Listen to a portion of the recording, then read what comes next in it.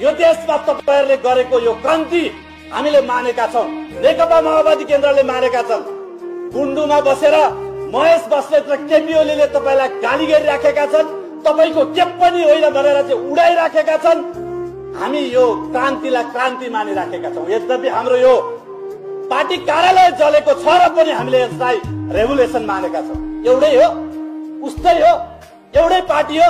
यो छोड्नुहोस् र माओवादी केन्द्र यो एजेन्डाको पक्षधर हो भन्ने कुरा मान्नुहोस्, केन्द्रीकरण हुनुहोस्।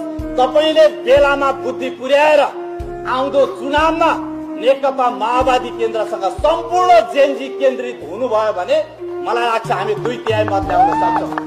2/3 मत नल्याइकन यो देशमा प्रत्यक्ष कार्यकारिणी, राष्ट्रपति, प्रधानमन्त्री के पनि हुनेवाला छैन। तपाईले नयाँ पार्टी खोलेर 2-4 जना जम्मा गरेर 10 सिट ल्याउनु होला, तपाईले यो संविधान के पनि बदल्न सक्नुहुन्न। के पनि हुनेवाला छैन।